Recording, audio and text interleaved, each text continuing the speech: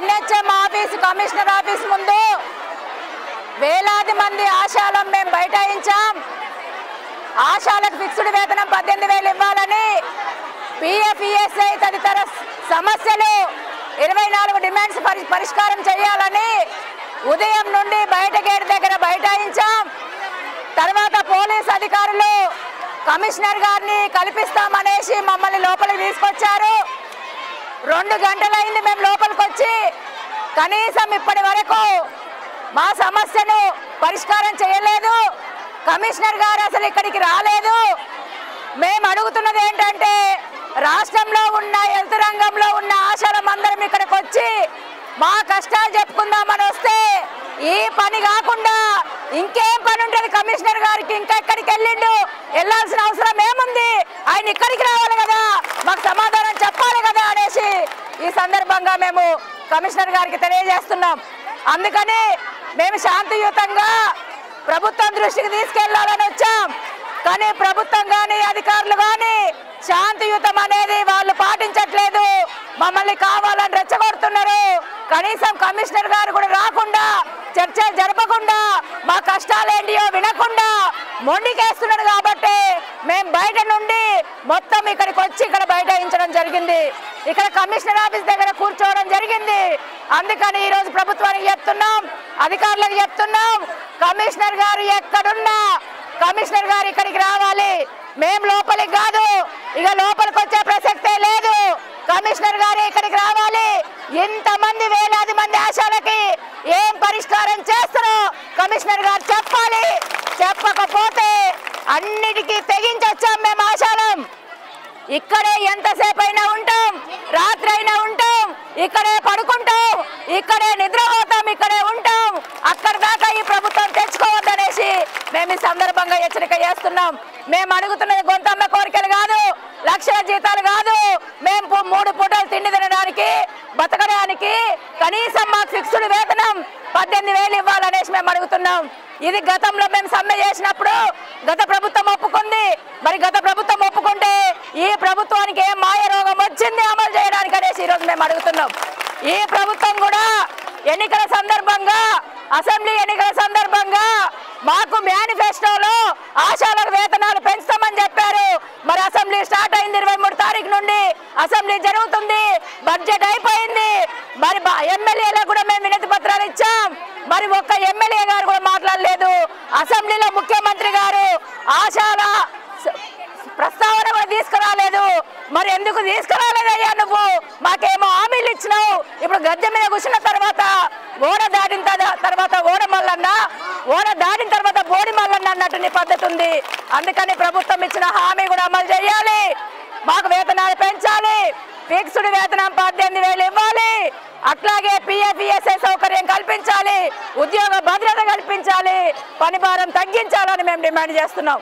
ఇదే కమిషనర్ గారు ఇక్కడ ఫిబ్రవరి 9వ తేదీన మనం ధర్నా చేస్తే మనతో చర్చలు జరిపి, అయ్యో మీరు బాగా పనిచేస్తున్నారు కదా, హెల్త్ రంగంలో ఉన్నారు కదా, ఎవ్వరికి లేనంత 50 లక్షల ఇన్సూరెన్స్ అంటే మనం చాలా సంతోషపడ్డాం. ఇప్పుడు ఎన్ని రోజులు అయింది? 4-5 నెలలు అయింది. ఆ జీవో ఇయ్యాలని అనేక సార్లు కాళ్ళు అరిగేటట్టు తిరిగితే ఇప్పటి వరకు జీవో లేదు. 50,000 మట్టి ఖర్చులు అన్నాడు, జీవో లేదు. రిటైర్మెంట్ బెనిఫిట్స్ ఇస్తాడు, సగం పెన్షన్ కూడా ఇవ్వాలని అన్నాం, ఇప్పటిదాకా జీవో లేదు. రిజిస్ట్రార్లు అంటున్నారు, ఎక్కడికెంచి నడుచుకుంటూ వస్తున్నాయి, అంత టైం ఎందుకు పడుతుంది రిజిస్ట్రార్లకు, ఎందుకు ఇవ్వట్లేదు అనేసి ఈరోజు మేము అడుగుతున్నాం. ఈ రోజు మేము పని చేయకపోతేనేమో ఆశ ఎక్కడికి పోయింది, నిమిషాల్లో చేయాలి, సెకండ్లో చేయాలి, ఈ రోజు ఈ పని అయిపోవాలని మాకేమో టార్గెట్స్ పెడతారు. మీరు మీ పనికి ఎందుకు టార్గెట్ లేదు? మాకు ఇచ్చే పుస్తకాలకి నీకు అంత టైం ఎందుకు పడుతుంది? పెద్ద పెద్ద మిషన్లు వచ్చినాయి కదా, పెద్ద పెద్ద టెక్నాలజీ వచ్చింది కదా, ఈ రిజిస్టర్లు ప్రింట్ చేయడానికి మరి ఏ మిషన్, అంత చేతగాని మిషన్ ఎందుకు పెట్టింది ప్రభుత్వం? తొందరగా ప్రింట్ చేయాలి, పంపాలి, మాకు సప్లై చేయాలనేసి కూడా మేము డిమాండ్ చేస్తున్నాం. అట్లాగే జీవోలు ఇవ్వాలి, సర్కులర్లు ఇవ్వాలి. ప్రధానంగా జీతం అనే ఎట్టి చాకిరి, పీస్ రేట్ అనే ఎట్టి చాకిరి లేకుండా, పనిని బట్టి పారితోషికం అనే ఎట్టి చాకిరి లేకుండా మాకు ఫిక్స్డ్ వేతనం అనేది 18,000 నిర్ణయం చేయాలి. చేయకపోతే మేము ఊరుకోమనేసి మేము తెలియజేస్తున్నాం. పొద్దున్న లేచిన దగ్గర నుండి మీరు రావాలంటారు, ఫోటోలు పెట్టాలంటారు, అక్కడున్నవా ఇక్కడున్నవా అంటారు, ఫోటోలు పెడితేనే అటెండెన్స్ అంటారు. ఈ రోజు ఎట్లా అయిపోయిందంటే ఆశా వర్కర్కి మనకేమైతుందో మనకు తెలియకుండా అయిపోతుంది. మనకు రోగం వస్తుందా, నొప్పి వస్తుందా, ఇది మైండ్లో మనకు అసలు ఆలోచించే టైం కూడా ప్రభుత్వం ఇవ్వట్లేదు. భర్త లేడు, పిల్లలు లేరు, అత్తమామ లేరు, సంసారం లేరు, చుట్టాలు లేరు, సాగులు లేవు, బతుకులు లేవు. మన బతుకంతా ఒక యంత్రం లాగా ఈ ప్రభుత్వం మనల్ని పని చేయించుకుంటుంది, ఎట్టి చాకరీ చేయించుకుంటుంది. ఆ పని భారం పెరిగి పెరిగి ఈరోజు బీపీలు పెరుగుతున్నాయి, షుగర్లు పెరుగుతున్నాయి. మన వాళ్ళంతా చిన్న వయసు వాళ్ళు పిట్టల్లాగా రాలిపోతున్న దుర్మార్గమైన రాష్ట్ర ప్రభుత్వం ఈరోజు ఆ విధంగా చేస్తుంది. అందుకని పని భారం తగ్గాలి, అందరికీ కండిషన్స్ ఉంటాయి. ప్రభుత్వ ఉద్యోగులకేమో ఇక్కడున్న కమిషనర్ గారికి, ఏఎన్ఎంలకు, మెడికల్ ఆఫీసర్లకేమో పని గంటలు ఉంటాయి, ఉదయం 10 గంటల నుంచి సాయంత్రం 5 గంటల దాకా. మరి మాకెందుకు ఉండవని మేము అడుగుతున్నాం. మేము మనుషులం కామని అడుగుతున్నాం, మాకు విశ్రాంతి వద్దా అని అడుగుతున్నాం, మా కుటుంబంతో మేము గడపొద్దా అనేసి అడుగుతున్నాం, ఆదివారం మాకు సెలవు వద్దా అనేసి అడుగుతున్నాం. మరి అందరికీ మాకు ఎవరైనా చనిపోతే సెలవు కావాలంటే ఏదో మనం పర్మనెంట్ అయినట్టు సెలవులు లేవంటున్నారు. మేము మనుషులం కామా అనేసి అంటున్నాం. అందుకనే ఈరోజు ప్రభుత్వ ఉద్యోగులకి సంవత్సరానికి 20 రోజులు ఎట్లయితే సెలవులు ఉంటాయో ఆ 20 రోజుల సెలవులు మాకు వర్తించాలనేసి ఈరోజు మనం డిమాండ్ చేస్తున్నాం. అట్లాగే మనకు రోగం వచ్చినా, నొప్పి వచ్చినా, ఏదైనా ఆపరేషన్ అయినా 6 నెలలు మనకు మెడికల్ సెలవులు ఇవ్వాలి, జీతం ఇస్తూ మెడికల్ సెలవులు ఇవ్వాలి, వేతనంతో కూడిన మెడికల్ సెలవులు ఇవ్వాలని మనం డిమాండ్ చేస్తున్నాం. అట్లాగే పల్స్ పోలియో డబ్బులు రాలే, లెప్రసీ డబ్బులు రాలే, చాలా బిల్లులు పెండింగ్ ఉన్నాయి. ఇప్పుడు మెదడు వాపు వ్యాధి అనేసి వ్యాక్సిన్ అంటున్నారు. ఆ వ్యాక్సిన్ ఈ వ్యాక్సిన్ కాదు. ఏ పని చెప్పినా ఎన్ని పైసలు ఇస్తామో చెప్పాలి, పైసలు ఇస్తేనే మేము పని చేస్తాం, పైసలు ఇవ్వకపోతే మేము పని చేయం. పైసలు మాకు ఏ పనికి రోజుకి ఎంత ఇస్తామో తేలాలి, కమిషనర్ రావాలి, ఇప్పుడు మాకు సమాధానం చెప్పాలనేసి చెప్తున్నాం. పూటకు ఒక సర్వే అంటారు, పూటకు ఒక వ్యాక్సిన్ అంటారు. అంటే పోవాలి పోవాలి పోవాలి పని చేయాలి, కానీ ఆశా వర్కర్ ఏం తింటుంది, కుటుంబం ఏంటిది, పిల్లలేంటిది, అసలు ఆర్థిక పరిస్థితి ఏంటిది, అసలు ఇల్లు ఉందా లేదా, బతికే పరిస్థితి ఉందా లేదా, వచ్చే పారితోషికాలు సరిపోతున్నాయా లేవా, పిల్లల చదువులు ఏంటిది, ఆమె ఆదాయం ఏంటిది, ఆమె కష్టం ఏంటిది అనేది ఈ మాత్రం సోయి ప్రభుత్వానికి లేదు. అందుకనే ఈరోజు మేము బతకాలంటే కనీస వేతనం కూడా అడగట్లేదు, 18,000 అడుగుతున్నాం. 18,000 చేయాల్సిందే, చెయ్యకపోతే పోరాటం ఇంతటితోటే ఆగదు.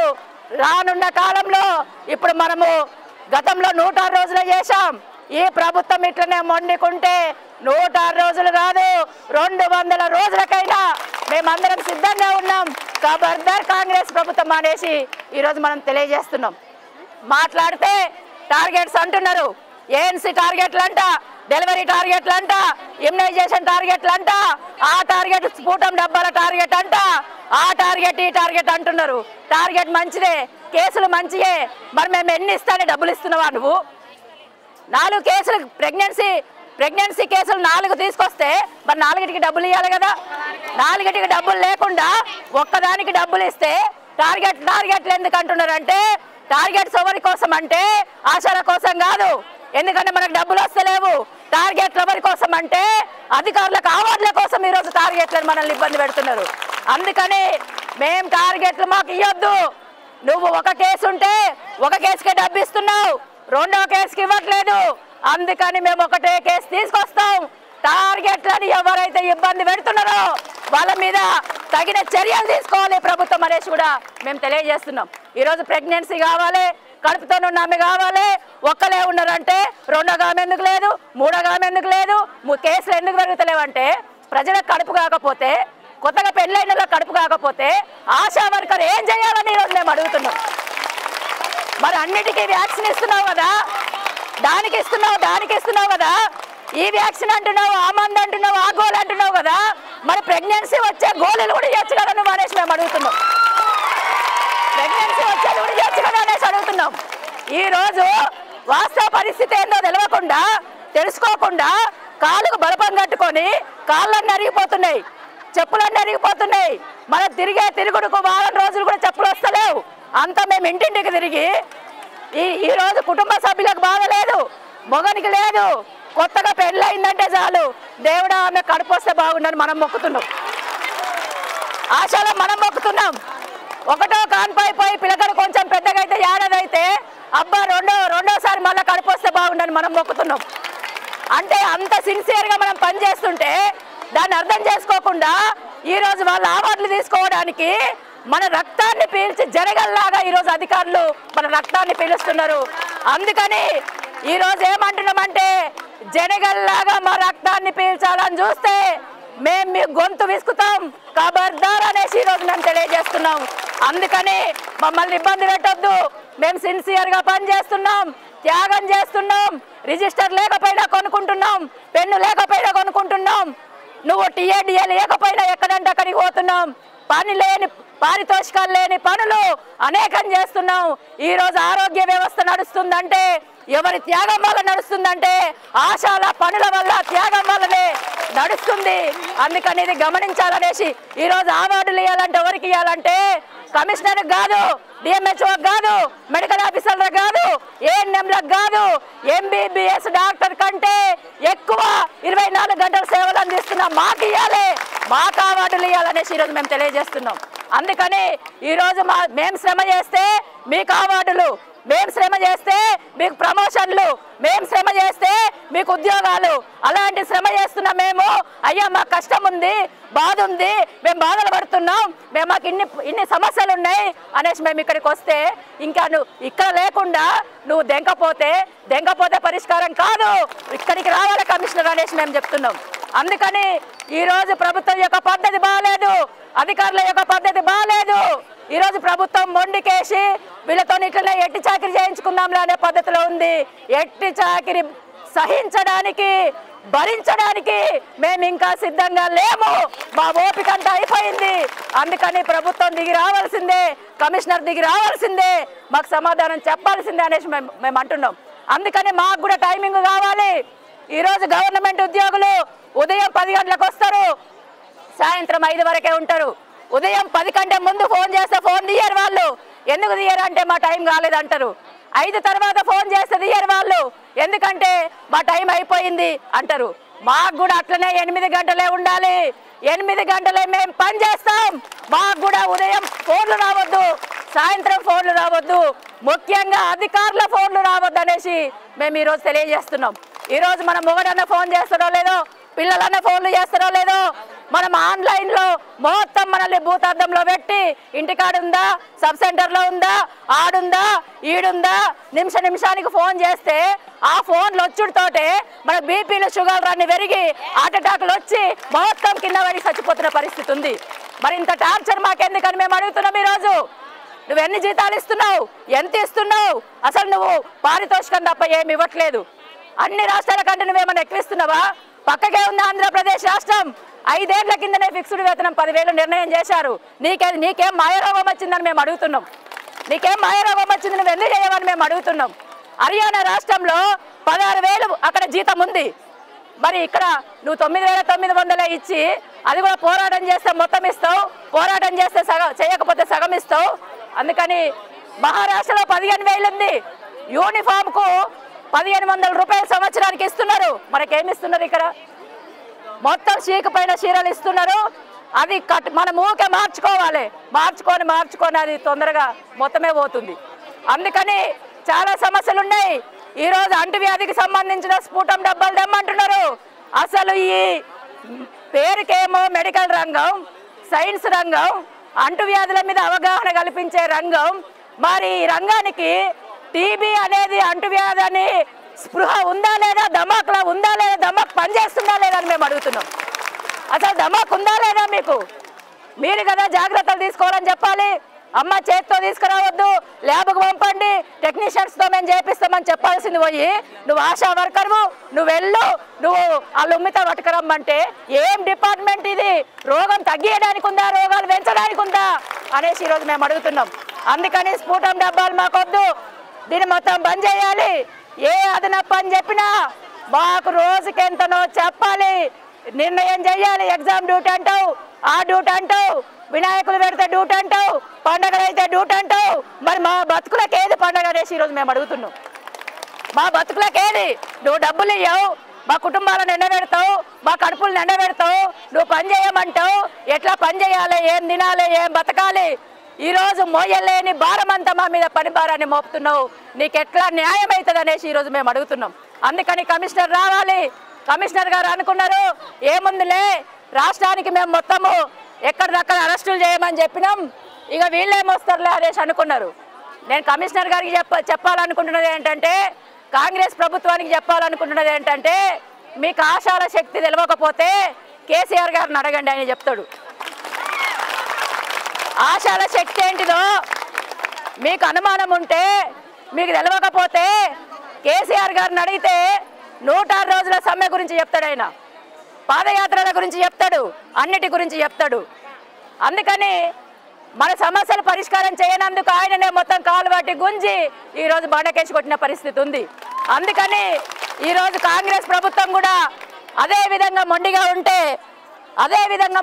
ఉంటే మేము అన్నిటికీ సిద్ధపడ్డాం. ఈరోజు మా లక్ష్యం, ఆశాల జీవిత లక్ష్యం ఏంటిదంటే ఫిక్స్డ్ వేతనం సాధించుకోవడమే జీవిత లక్ష్యం. అందుకని ఫిక్స్డ్ వేతనం కోసం ఎన్ని త్యాగాలైనా చేస్తాం, ఎన్నైనా మేము ఎదుర్కొంటాం. అందుకని ఇది ప్రారంభం పోరాటం మాత్రమే, ఇంకా రానున్న కాలంలో పెద్ద పోరాటం ఉంది. ఖబర్దార్ కాంగ్రెస్ ప్రభుత్వమా, ఖబర్దార్ అధికారులు అనేసి ఈరోజు మేము తెలియజేస్తున్నాం. అందుకని అధికారుల వేధింపులు ఆపాలి. కొన్ని జిల్లాలలో ఆఫ్టర్ ఆల్ ఆశాలు అంటున్నారంట. అవును, మనం ఆఫ్టర్ ఆల్ అయితే వాళ్ళేంటిదని మనం అడుగుతున్నాం. ఆశ లేకుండా ఏఎన్ఎం ఎక్కడి నుంచి ఉందని అడుగుతున్నాం. ఆశ లేకుండా పిఎస్సి ఎట్లా పనిచేస్తుందని అడుగుతున్నాం. ఈరోజు కేసులు తెచ్చేది మనం, సర్వేలు చేసేది మనం, ఆన్లైన్ రిపోర్ట్ చేసేది మనం, పైకంతా రిపోర్ట్ ఇచ్చేది మనం, అందరికి అవగాహన కల్పించేది మనం, అన్ని స్కీములన్నీ అమలు చేసేది మనం. ఈరోజు తెలంగాణలో నేను ఇది చేస్తున్నా, అది చేస్తున్నా, బీపీ చూస్తున్నా, షుగర్ చూస్తున్నా, టాబ్లెట్లు ఇస్తున్నా అంటే మేము లేకుండా ఇవన్నీ నువ్వే చేసుకుంటున్నావు, నువ్వు ఎట్లా చేసుకుంటున్నావు చెప్పనేసి మేము అడుగుతున్నాం. అందుకని ఈరోజు మేముంటేనే వ్యవస్థ ఉంది. మేము ఒక ఇడవ చెట్టు ఉంది. ఆశా వర్కర్లు అంటే కిందున్న చెట్టుకున్న వేలు లాంటి వాళ్ళం, మేమే లేకపోతే చెట్టే ఉండదు. అందుకని డిపార్ట్మెంట్ అది గమనించాలని మేము చెప్తున్నాం. అందుకని అధికారుల వేధింపులు చాలా ఎక్కువైపోయినాయి. పని మనుషుల్లాగా మనల్ని చూస్తున్న పరిస్థితి ఉంది. సబ్ సెంటర్ తీయాలంటారు, ఊడవాలంటారు, వ్యాక్సిన్ మొయ్యాలంటారు, ఆడికి రమ్మంటారు, ఈడికి రమ్మంటారు. మీరు రాకపోతే మీకు ఇప్పుడు ఏం దొరికింది వాళ్ళకంటే, నేను ఈ పని చేయనని మనం వ్యతిరేకిస్తే డబ్బులు లేవు కదా, ఎందుకు చేయాలంటే వాళ్ళు ఏమంటున్నారంటే, ఇగో నీకు ఇష్టం లేకపోతే రాజీనామా చేయి, నీకు ఇష్టం లేకపోతే బంద్ చేయి అంటే ఈరోజు వాళ్ళకి చెప్తున్నాం, నీకెంత జీతమో నాకెంత జీతమో నువ్వు ఆలోచించు. మేము కొట్లాడుతున్నది మీకు వ్యతిరేకంగా కాదు. మీ బాధలు మీకుండొచ్చు, మా బాధలు మాకుండొచ్చు, కానీ ఉద్యోగం అనేది ఎవరి హక్కు వాళ్ళది. ఈరోజు మీరు పొమ్మంటే పోవడానికి మేము సిద్ధంగా లేము. అందుకని వీడు పడితే వాడు, వాడు పడితే వీళ్ళు, ఎవరు పడితే వాళ్ళు తీసేయడానికి, ఉద్యోగం తీసేయాలంటే పోవడానికి ఈరోజు ఆశా వర్కర్లు సిద్ధంగా లేరు. ఆశా వర్కర్లు వాడు వీడు తీసేసే ఉద్యోగం కాదు, వాళ్ళ తాత జాగిరి కాదు, ఇది మా జన్మ హక్కు, మా ఉద్యోగం. మేము 60 ఏళ్ళు నిండేదాకా మేము మా హక్కులు సాధించుకుంటాం, పనిచేస్తాం. అసలు మీరెవరు అనేసి ఈరోజు మేము తెలియజేస్తున్నాం. అందుకని అధికారుల వేధింపులు ఆపాలి, పని భారం ఆపాలి, పెండింగ్ బిల్లులు చెల్లించాలి. పల్స్ పోలియో చేశాం, డబ్బులు లేవు ఇప్పటిదాకా. లెప్రసీ సర్వే చేశాం, డబ్బులు లేవు. టీబీ డబ్బులు లేవు. ఇప్పుడు కొత్తగా మెదడు వాపుకి సంబంధించిన వ్యాక్సిన్ వచ్చింది, మొన్ననేమో టీబీకి సంబంధించిన వ్యాక్సిన్ వచ్చింది. అంటే పూటకోగా వ్యాక్సిన్ తీసుకొస్తారు, పూటకో సర్వే చేస్తారు.